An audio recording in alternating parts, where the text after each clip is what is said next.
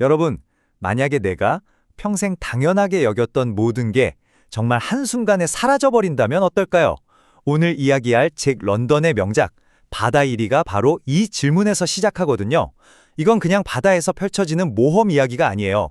아주 세련된 문명인이 진짜 원시적인 야생 한가운데 뚝 떨어졌을 때 과연 어떻게 변하고 또 그에게 무엇이 남게 되는지를 아주 깊게 파고드는 이야기죠. 자, 그럼 그 거친 바다로 한번 같이 들어가 볼까요? 이 사람이 바로 주인공 험프리 벤 웨이든입니다. 말하자면 세상 물정 모르는 신사이자 학자죠. 그의 세상은 안락한 서재, 그리고 그 안에 책과 이론이 전부였습니다. 현실의 거친 파도 같은 건 책장 너머에나 존재하는 자신과는 전혀 상관없는 이야기였죠. 그런데 그 평화가 정말 한순간에 깨져버립니다. 짙은 안개 속에서 여객선이 충돌하고 그의 안락했던 세계는 말 그대로 산산조각이 나죠. 그리고는 차갑고 잔인한 태평양 한가운데로 내동댕이 쳐집니다. 문명이라는 얇은 막이 아주 폭력적으로 찢어지는 순간이에요. 자, 이제부터가 진짜 시작입니다. 그렇게 고상했던 학자가 이 잔혹한 바다 위에서 얼마나 무력한 존재가 되는지 그 끔찍한 여정의 첫 단계를 같이 한번 보시죠. 간신히 물개잡이배 고스트호에 구조되긴 하는데요. 이건 구원이 아니었어요. 사실상 납치나 다름없었죠. 이 고스트호라는 배는요, 육지의 법이 통하지 않는 그 자체로 하나의 작은 독재 국가 같은 곳이었습니다. 그리고 그 작은 왕국을 지배하는 남자, 바로 울프 라레센 선장입니다. 벤 웨이드는 그를 처음 본 순간 그냥 압도당해요. 이건 단순한 사람의 힘이 아니었어요. 마치 길들여지지 않은 야수? 아니, 자연의 거대한 힘 자체가 사람의 모습을 하고 있는 것 같았다고 하죠. 이 새롭고 잔인한 세계의 심장부에는 바로 이 울프 라르센이라는 수수께끼 같은 남자가 있습니다. 도대체 어떤 사람일길래 그럴까요?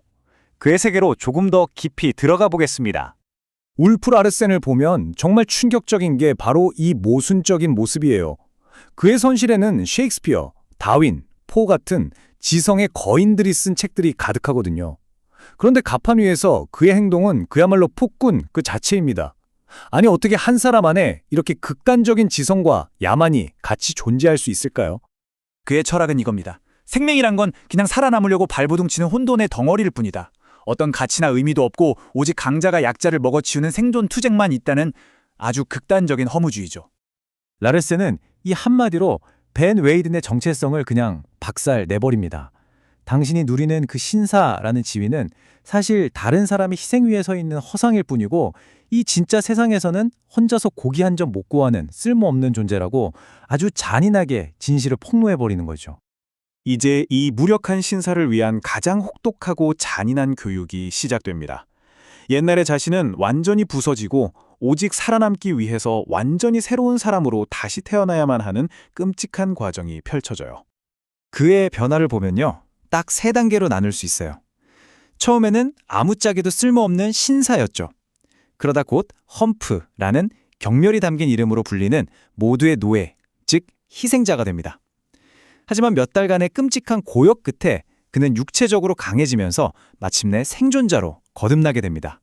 이 고스트호에는 법칙이 딱 하나뿐입니다. 바로 힘이 모든 걸 결정한다는 거죠. 힘이 곧 정이고 약한 건 죄악이에요. 도덕, 윤리 이런 건 이 바다 위에서는 아무런 의미가 없는 거죠. 그런데 바로 그때 이 거친 남자들만 있던 세계에 커다란 균열이 생깁니다. 또 다른 조난자, 지적인 여인인 모드 브루스터가 구조되면서 배 안의 힘의 균형이 완전히 예측할 수 없는 방향으로 흔들리기 시작해요. 이제 험프의 여정은 클라이맥스로 향합니다. 그는 모두와 함께 고스트호에서 탈출해서 무인도에 도착하는데요. 바로 그곳에서 자신이 배운 모든 것을 걸고 생존이라는 마지막 시험을 치르게 되죠. 이제 험프는 라르센에게서 배운 그 모든 잔혹한 생존 기술들을 오직 자신과 모두를 지키기 위해서 사용해야만 합니다. 직접 쉼터를 짓고 사냥을 하면서 그는 더 이상 문명 세계의 학자가 아니라 자연 속의 한 명의 생존자로 다시 태어나는 겁니다. 그의 변화는 이보다 더 명확할 수가 없죠. 책상에 앉아서 모험소설이나 읽던 학자가 이제는 직접 오두막을 짓고 물개를 사냥하는 진짜 생존자가 된 겁니다.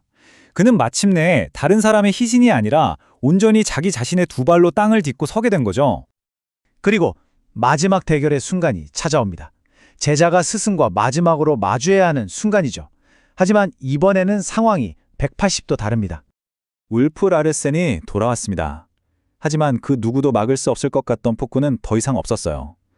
병 때문에 눈이 멀고 몸은 마비된 채 자신이 지배하던 난파선에 갇힌 무력한 모습으로요. 자연의 힘 그 자체 같았던 그의 육체가 결국 무너져 내린 겁니다. 나르센이 남긴 이 말은 그의 비극을 정말 잘 보여줘요.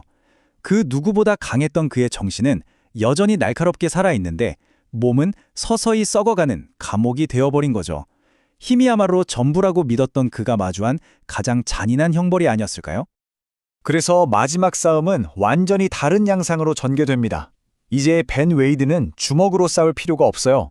그는 자기가 가진 모든 힘과 지혜를 사용해서 배를 고치고 문명으로 돌아가려고 합니다. 그리고 한때 그를 지배했던 죽어가는 폭군은 그저 무력하게 하지만 여전히 꺾이지 않은 의지로 그를 지켜볼 뿐이죠. 이 이야기는 우리에게 정말 강렬한 질문 하나를 남깁니다. 모든 물리적인 힘이 사라지고 죽음이 코앞에 닥쳤을 때 한 인간의 강인함은 과연 어디서 나오는 걸까요? 무너져 내리는 육체일까요? 아니면 그 어떤 상황에서도 꺾이지 않는 의지일까요? 그 답은 여러분 각자의 생각에 한번 맡겨보겠습니다.